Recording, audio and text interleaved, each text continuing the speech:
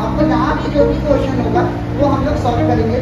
और उसके बाद हम आपको एनिमेशन वीडियो के माध्यम से 3 मिनट 5 मिनट का वीडियो होगा जो कि गांधी जी कैसे असैसिनेटेड हुए हैं और गांधी जी के पूरे लाइफ के बारे में हम आपको वीडियो दिखाएंगे, तो आप लोग वो भी देखते जाइएगा। Thank you so much. Please continue.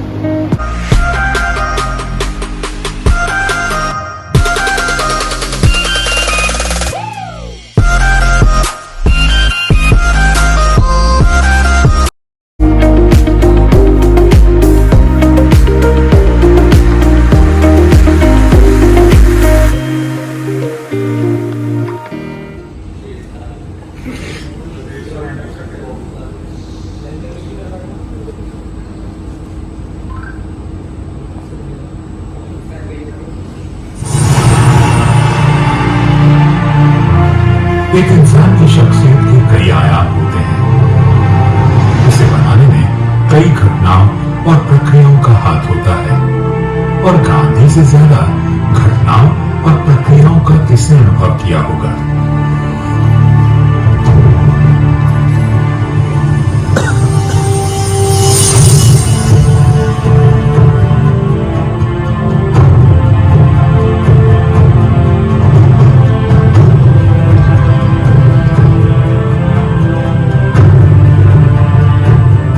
Gandhi का जन्म गुजरात में समुद्र किनारे बसे एक छोटे से शहर पोरबंदर में हुआ था। उनके जीवन पर कई लोगों का प्रभाव पड़ा था।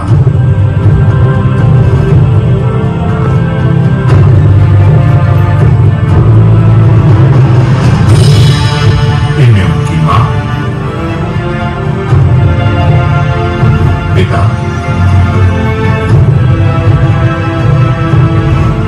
और पत्नी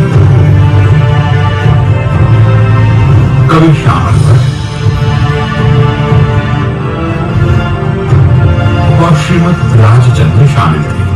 बाद के वर्षों में इसमें वो लोग भी जुड़े जिन्हें गांधी ने खुद तलाशा। लियो टॉल्स्टॉय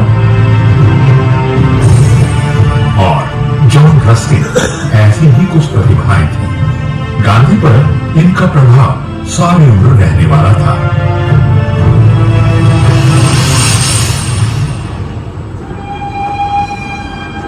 वो दक्षिण अफ्रीका की जमीन थी जहां एक युवा बैरिस्टर के रूप में गांधी के जीवन का कायापलट हुआ। बदलाव लाने वाला ये वाकया प्रिटोरिया की रेल यात्रा के दौरान पेश आया। उन्हें एक सर्द रात में वैध टिकट होने के बावजूद ट्रेन के फर्स्ट क्लास के डिब्बे से बाहर फेंक दिया गया। वो जगह थी पीटर मैरिट्सबर्ग स्टेशन।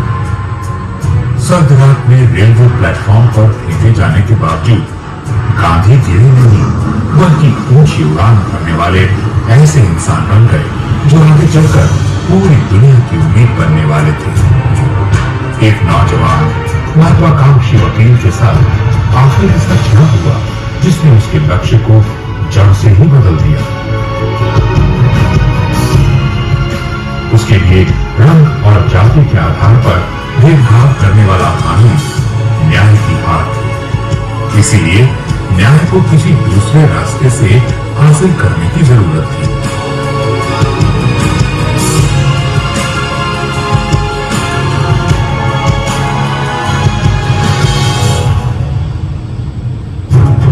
गांधी के जीवन में यह रास्ता निस्वार्थ काम करते रहने, निडरता से जीने और सत्य के लिए संघर्ष करने से जुड़ा था।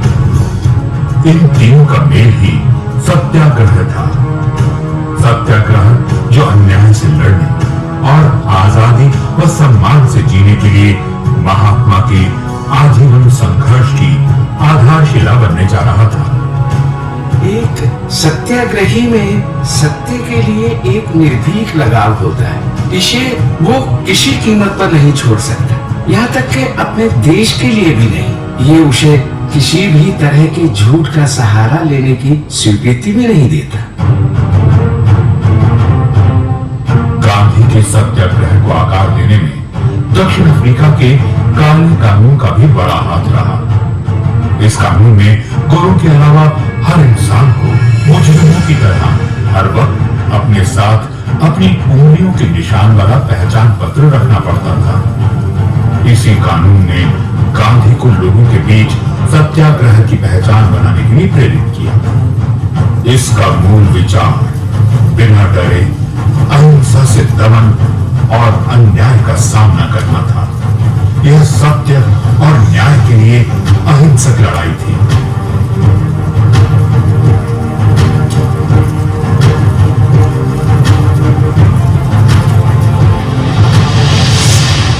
ये लगभग वही समय था जब गांधी ने दो समुदायों की नींव डाली, फिनिक्स में भारतीय बस्ती और टॉल्स्टॉय फार्म। इसके बनने से गांधी को समान विचारधारा वाले लोगों को इकट्ठा करने और अपने अनुयायी तैयार करने में बड़ी मदद मिली। सामुदायिक जीवन, रोजी रोटी के लिए मेहनत और सर्वोदय यानी सबका उदय जैसे गांधी के प्रयोगों के लिए इन सब ने एक प्रयोगशाला का काम भी किया।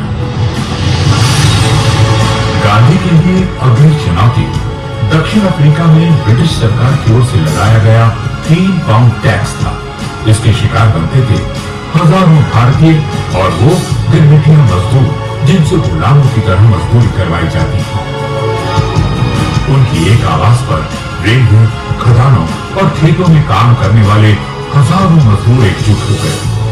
लोगों को साथ ना पाने का गांधी का ये हुनर आगे चलकर भारत में उनके आंदोलनों को कामयाब बनाने की बड़ी वजह बना। गांधी के साथ साथ लड़ाई के लिए अहिंसा के उनके अनूठे तरीके ने पूरी दुनिया का ध्यान अपनी ओर आकर्षित किया। मैं सुबह उठा और अहिंसा के सिद्धांतों पर अमल के लिए एकदम तैयार था। 21 साल बाद गांधी दक्षिण अफ्रीका से भारत लौटे। सत्याग्रह और अहिंसा के उनके विचार ब्रिटिश शासन से आजादी दिलाने के लिए कारगर साबित हुए, और इसके साथ गांधी बैरिस्टर से महात्मा के रूप में प्रतिष्ठित हुए।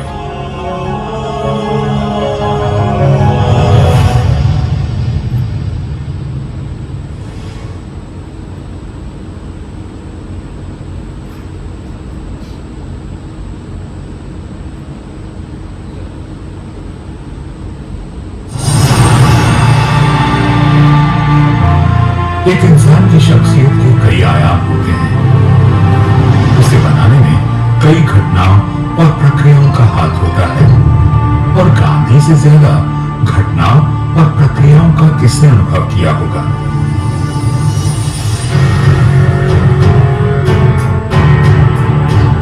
गांधी मानते थे कि अहिंसा इंसान की सबसे बड़ी ताकत है। उनके लिए अहिंसा का मतलब किसी भी तरह की हिंसा का विरोध था, न सिर्फ शरीर को चोट पहुंचाना। सत्य का अर्थ प्रेम है, और आग्रह वो ताकत है जो इस प्रेम यानी अहिंसा से पैदा होती है।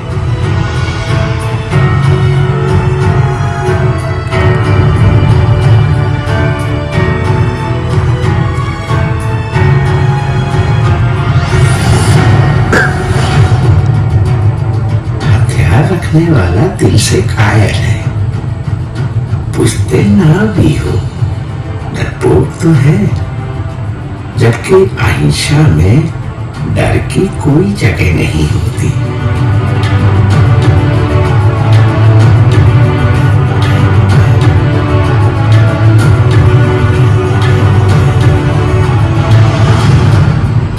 उस समय देश की 80% से ज्यादा आबादी गरीब थी और गांवों में रहती थी।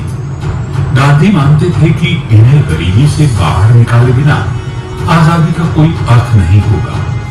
उनके लिए आजादी का मतलब केवल सत्ता को अंग्रेजों के हाथ से लेकर भारतीय अफसरों को सौंप देना भर नहीं था।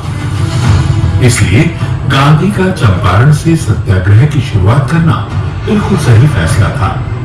ये भारत के लिए एक निर्णायक क्षण था, क्योंकि गांधी ने अपने देशवासियों को निडर बनने की सीख दी। मैंने जो किया वो बेहद साधारण है। मैंने अंग्रेजों को केवल ये बताया कि मेरे अपने देश में वो मुझे आदेश नहीं दे सकते। ये वो दौर था जब गांधी समस्त भारत के लोगों के साथ एक जन आंदोलन शुरू कर रहे थे। गांधी ने देश के लोगों को अंग्रेजों के विरोध में खड़ा होना सिखाया।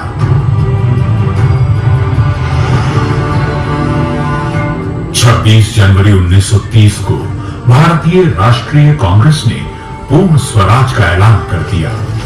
इसकी ओर पहला कदम भी गांधी ने ही बढ़ाया। अंग्रेजों के नमक कानून को तोड़ने के लिए उन्होंने दांडी यात्रा शुरू की। इस यात्रा से उन्होंने सिविल नाफरमानी का बिगुल फूंक दिया। पूरा देश गांधी के साथ खड़ा हो गया और दुनिया की निगाहें भारत पर टिक गई। 12 मार्च 1930 को गांधी ने साबरमती आश्रम से दांडी यात्रा की शुरुआत की। उनके 78 समर्थक भी इस यात्रा पर उनके साथ निकले। 24 दिनों में यात्रा 48 गांव से निकली। इस दौरान गांधी 240 मील पैदल चले। गांधी के इस अनूठे विरोध को पूरी दुनिया देख रही थी। विरोध का ये तरीका अनोखा और रचनात्मक था, खासकर इसलिए कि इस आंदोलन के रचयिता ने पिछले 6 साल से नमक ही नहीं खाया था। दांडी पहुंचकर गांधी ने नमक बनाया और अंग्रेजों का कानून तोड़ा तो पूरे देश में सिविल नाफरमानी की शुरुआत हो गई। यह आंदोलन 1934 तक चला। मुट्ठी में नमक लेकर गांधी ने ऐलान किया, इस कदम से मैं ब्रिटिश राज की नींव हिला रहा हूं। दांडी के बाद जब आंदोलनकारियों ने धरसना में नमक कारखाने पर शांतिपूर्वक कब्जा कर लेने की कोशिश करी तो ब्रिटिश सरकार ने उन पर बर्बरता से लाठियां बरसाई।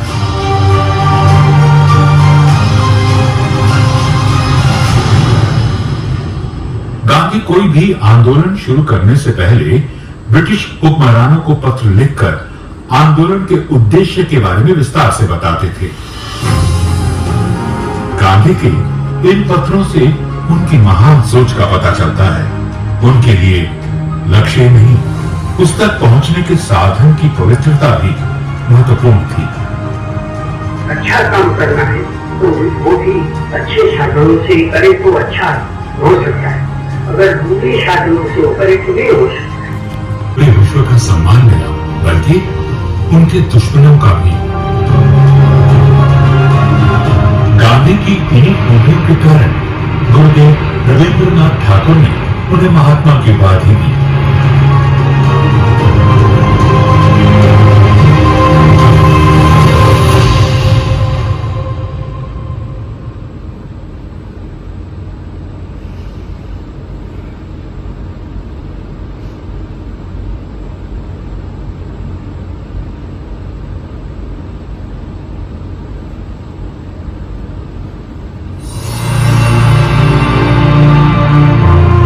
एक इंसान की शख्सियत के कई आयाम होते हैं।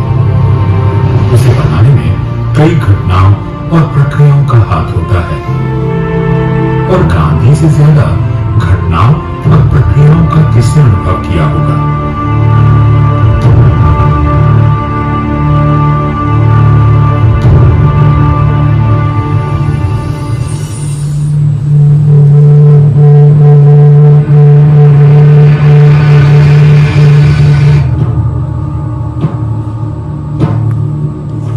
ये आजादी की पूर्व संध्या थी और देश उस लक्ष्य की दहलीज पर खड़ा था जिसकी राह तैयार करने में एक शख्स ने अपना पूरा जीवन लगा दिया था। आज वही शख्स बेबस होकर देश को 2 हिस्सों में बढ़ता देख रहा था। 2 नए देशों का नामकरण आज और यूरोप के बीच हो रहा था। महात्मा जब कलकत्ता पहुंचे तब बंगाल के शहर और गांव दंगों से बुरी तरह प्रभावित थे। गांधी का वहां पहुंचना शांति और विवेक के लौटने की आखिरी उम्मीद थी। हिंदुओं से गांधी ने कहा,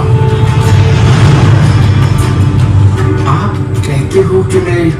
हिंदुओं का दुश्मन हूं, आप ये क्यों नहीं समझते कि धर्म, कर्म और नाम से हिंदू होने के कारण मैं शायद अपने ही समुदाय का दुश्मन नहीं हो सकता। नौखाली में हिंदू अल्पसंख्यक थे। मुसलमानों से बात करते हुए गांधी ने वहां हिंदुओं की सुरक्षा पर जोर दिया। इसके लिए उन्होंने दंगे शांत होने तक कलकत्ते में ही रुकने का फैसला किया। क्या आप मुझे भरोसा दिला सकते हैं कि नोआखाली में कुछ गलत नहीं होगा?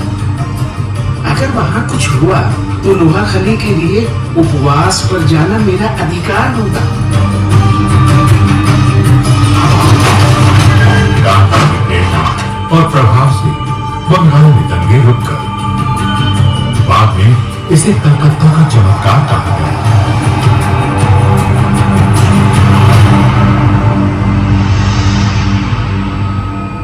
लेकिन गांधी के मन पर और भी बड़ी चिंताओं का बोझ था।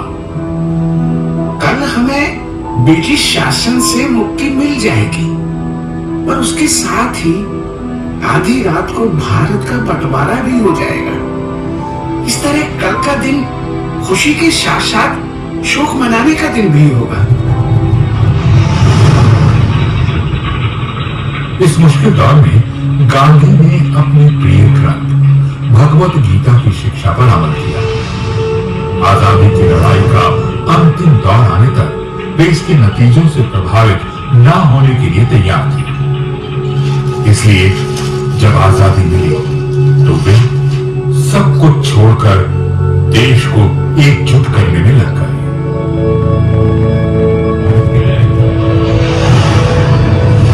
कलकत्ता में दंगे रोकने के बाद गांधी जी ने पंजाब के हालात सुधारने का संकल्प लिया।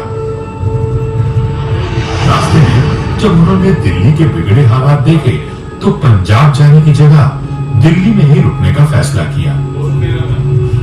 गांधी जब देश का दौरा करते थे तो अक्सर हरिजन बस्तियों में ही रुका करते थे, लेकिन बंटवारे के बाद दिल्ली की ये बस्तियां शरणार्थियों से भरी हुई थी। इसलिए गांधी को उनकी इच्छा के खिलाफ दिल्ली के बिरला हाउस में ठहराया गया। आज इसे गांधी स्मृति के नाम से जाना जाता है। ये गांधी जी के जीवन का आखिरी पड़ाव था। दिल्ली के प्रभावित इलाकों में गांधी सांप्रदायिक टकराव डालने में जुट गए।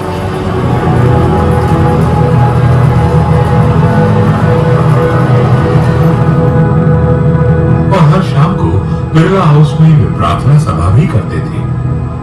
इस सभा में सर्वधर्म प्रार्थना यानी सभी धर्मों के भजन गाए जाते थे और गांधी लोगों को सांप्रदायिक सद्भाव और सहनशीलता के लिए प्रेरित करते थे।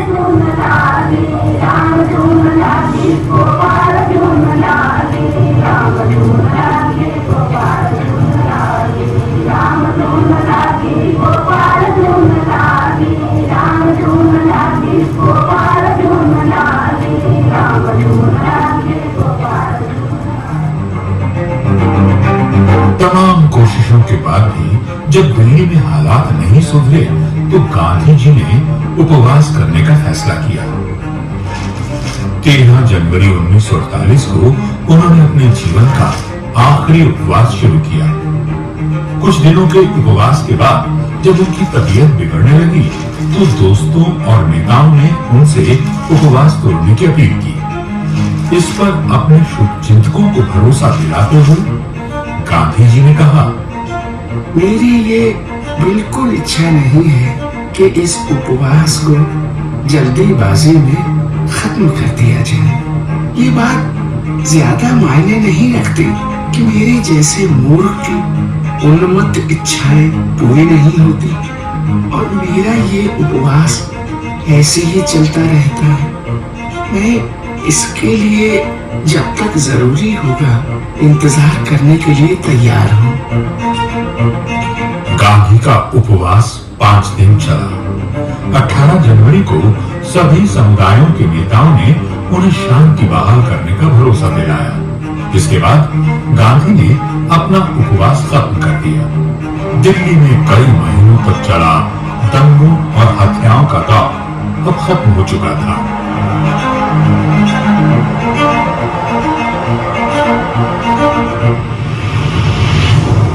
वो समय भारी उथल पुथल और उत्तेजित भावनाओं का था। कई लोगों को गांधी उनके दुश्मन दिखाई दे रहे थे। मुसलमान सोचते थे कि वे केवल हिंदू नेता की तरह बर्ताव कर रहे हैं। कट्टरपंथी हिंदू मान रहे थे कि वे हिंदू हितों की कीमत पर मुसलमानों का साथ दे रहे हैं। अछूतों के उत्थान वाले उनके प्रयास ऊंची जाति वाले हिंदुओं की आंखों में खटक रहे थे, जबकि कुछ दलित नेता उन्हें हरिजन विरोधी मानने लगे थे।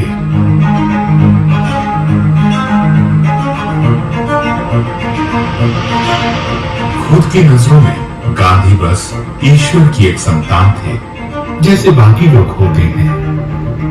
मेरे दिल में तो सब जो धर्म है उसके प्रति इतना ही आदर है जितना मेरे धर्म के प्रति। 30 जनवरी 1948 की शाम प्रार्थना सभा से ठीक पहले महात्मा गांधी की गोली मारकर हत्या कर दी गई।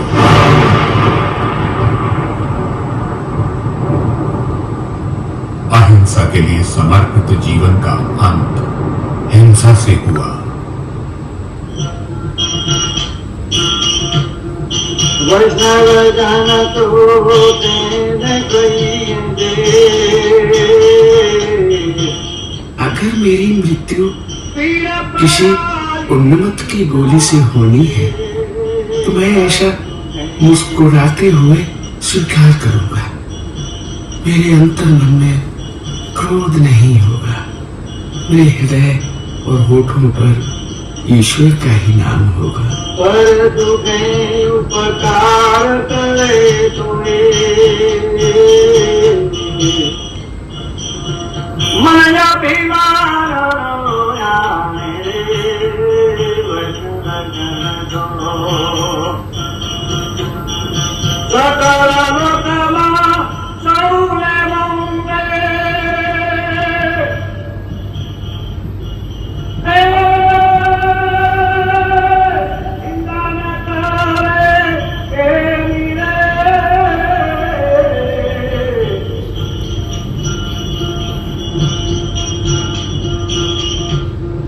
वैष्णव जन तो तेने कहिए। सो जो भी वो था क्या कहते हैं, वीडियो जो शॉर्ट फिल्म थी वो बहुत ही ज़्यादा नॉलेजेबल थी। पूरी की पूरी गांधी जी का सारा इतिहास था उस वीडियो के अंदर। था नहीं ही था। तुझे पता भी है गांधी जी के बारे में ज़्यादा। और अभी हम लोग जा रहे हैं स्वच्छता केंद्र, उसको भी रिकॉर्ड करेंगे। And stay tuned.